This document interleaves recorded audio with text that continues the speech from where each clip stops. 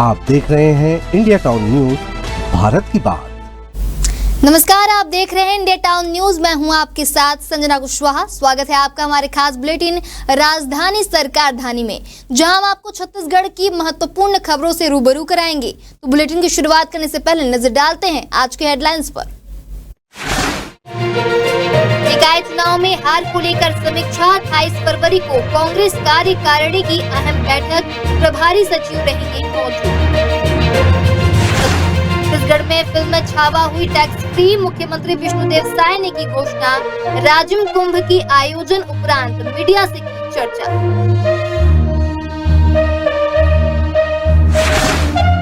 Raipur railway station को hi tech बनाने का काम शुरू, यात्रियों को मिलेगी नई सुविधा। अप्रैल महीने से पूरी तरह से चालू हो जाएगा काम। कांग्रेस प्रभारी महामंत्री गैदू पहुंचे ईडी कार्यालय। सुकमा और कोटा में बने कांग्रेस भवनों की देंगे जानकारी। 30 पन्नों की जानकारी तैयार की है। सदन में गूंजा मिनी उद्योगों के बंद होने का मुद्दा। नेता प्रतिपक्ष ने दागे एक के बाद एक कई सवाल। पीडब्ल्यूडी मंत्री अरुण साव ने सड़कों के संबंध में दी जानकारी। चलिए बढ़ते हैं खबरों की ओर। छत्तीसगढ़ में नगरीय निकाय चुनावों में कांग्रेस की हार की समीक्षा के लिए 28 फरवरी को कांग्रेस मुख्यालय राजीव भवन में प्रदेश कार्यकारिणी की बैठक होगी। इसमें कार्यकारिणी सदस्यों के साथ प्रभारी सचिव जारीता लैतफलांग, संपत कुमार और सह प्रभारी विजय जांगिड़ भी मौजूद रहेंगे। नगरीय निकाय चुनावों में हार और पंचायत चुनाव में जीत के दावों को लेकर हो रही बैठक में एक बार फिर पीसीसी अध्यक्ष को हटाने की चर्चा के बीच होने वाली बैठक को अहम माना जा रहा है। निकाय चुनाव में हार के बाद कांग्रेस के कई नेताओं ने पीसीसी अध्यक्ष दीपक बैज के खिलाफ सीधे मोर्चा खोल दिया है। निकाय चुनाव में हार की बड़ी टिकट वितरण में गड़बड़ी को माना गया है। इसके लिए पार्टी में हावी गुटबाजी को जिम्मेदार ठहराया जा रहा है। बैठक में इन सभी पर विचार करने के बाद संगठन को कैसे मजबूती प्रदान किया जाए, इस पर भी चर्चा हो सकती है। इसके अलावा राजीव भवन में ईडी की टीम के पहुंचने और सुकमा और कोटा में निर्मित कांग्रेस भवन को लेकर दिए गए समन को संगठन ने गंभीरता से लिया, जहां बैठक में इस सभी मुद्दों पर चर्चा की जा सकती है। मुख्यमंत्री विष्णुदेव साय ने ऐतिहासिक वीर गाथा पर आधारित फिल्म छावा को राज्य में टैक्स फ्री घोषित करने की घोषणा की है। उन्होंने आज राजिम कुंभ के आयोजन उपरांत मीडिया से चर्चा के दौरान यह घोषणा की। मुख्यमंत्री साय ने कहा कि छावा फिल्म को टैक्स फ्री करने का निर्णय छत्तीसगढ़ की जनता को देश के गौरवशाली इतिहास से जोड़ने और युवा पीढ़ी में राष्ट्र प्रेम एवं शौर्य की भावना जागृत करने के उद्देश्य से लिया गया है।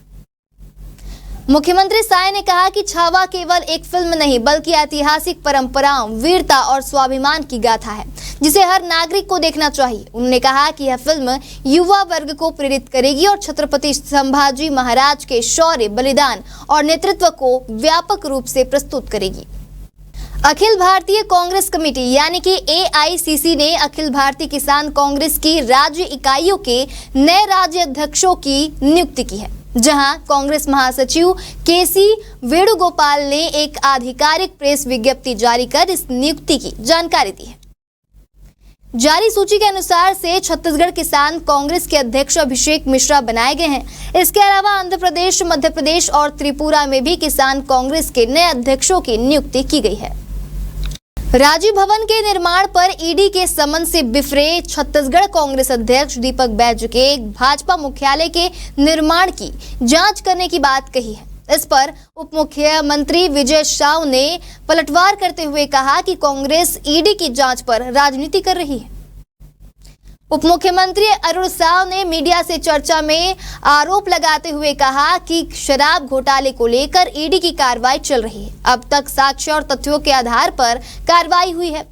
कांग्रेस राजनीतिक बयानबाजी करके जनता का ध्यान भटकने की कोशिश करा रहा है। कांग्रेस नेताओं के निकाय चुनाव में हुई पार्टी की हार का ठिकरा एक दूसरे पर फोड़े जाने पर अरुण साव ने तंज कसते हुए कहा कि कांग्रेस में एक दूसरे को निपटाने का खेल चल रहा है। कांग्रेस डूबती हुई नाव की तरह होती जा रही है। कांग्रेस नेताओं के झगड़े को जनता के 5 साल भोगा, अब इस झगड़े का खामियाजा खुद भोगेंगे। राजधानी रायपुर के रेलवे स्टेशन को हाईटेक बनाने का काम तेजी से शुरू हो चुका है, जहां स्टेशन में कुल 21 एक्सीलेटर और 42 लिफ्ट लगाई जाएंगी, जिससे यात्रियों को यात्रा में अधिक सहूलियत मिल सकेगी। वहीं स्टेशन के सामने सिरे को तोड़ने से पहले स्टेशन के मुख्य द्वार के पास पहले एक्सीलेटर लगाने का काम किया जा रहा है, ताकि यात्रियों को कोई परेशानी ना हो। यह कार्य अप्रैल महीने से पूरी तरह से चालू हो जाएगा। पुराने ढांचे को तोड़ने से पहले यात्रियों के लिए नए फुट ओवर ब्रिज पर एक्सीलेटर की सुविधा दी जाएगी। नया प्लान यह सुनिश्चित करेगा कि FOB को नहीं तोड़ा जाएगा, बल्कि यात्री सीधे एक्सीलेटर से गुढ़ियारी साइड के प्लेटफॉर्म तक पहुंच सकेंगे। वक्त तो चला एक छोटे से ब्रेक का, जुड़े रहिए इंडिया टाउन न्यूज के साथ। ये हमारे संस्कार ही है।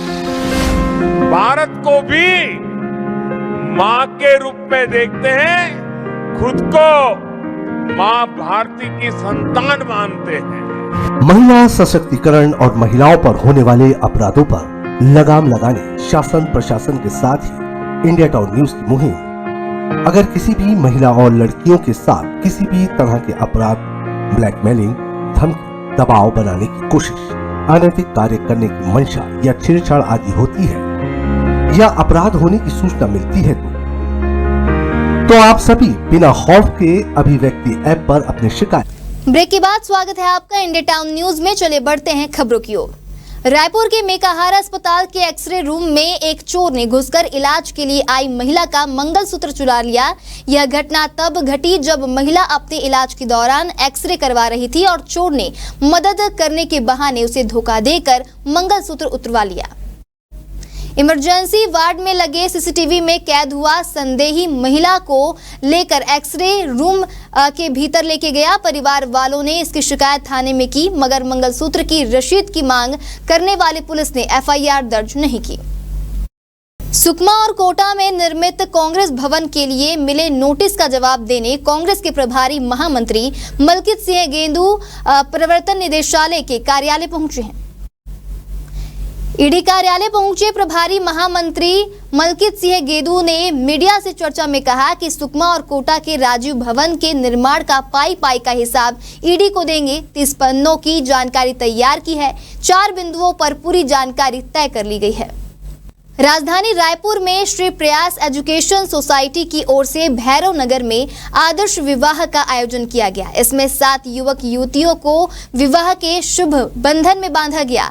इसमें एक बेटी के माता और पिता नहीं है, उनका कन्यादान पुलिस परिवार द्वारा किया गया। संस्था के प्रमुख महेश नेताम ने बताया कि बीते 3 साल से सामूहिक विवाह का आयोजन किया जा रहा है। इसका मुख्य उद्देश्य आर्थिक रूप से कमजोर परिवार का सहयोग करना है।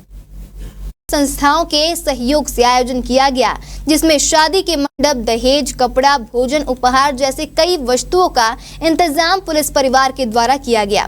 छत्तीसगढ़ी विवाह गीतों के साथ बारात का स्वागत किया गया। इसके बाद पुलिस परिवार, वर वधू पक्ष के लोग, श्री प्रयास एजुकेशन सोसाइटी, छत्तीसगढ़ महिला स्व सहायता समिति, लायंस क्लब, जल जय भैवार बाबा महिला समिति के सदस्य बाराती बनकर शामिल हुए। रायपुर में एक वर्कशॉप से ट्रक की ट्रॉली की चोरी हो गई। चोर ट्रॉली को चुराने के लिए खुद भी ट्रक लेकर आया था। उसने ट्रॉली को उसमें अटैच कर लिया और ले गया। जब ट्रक मालिक को इस बात की जानकारी हुई तो उसने पुलिस में शिकायत की।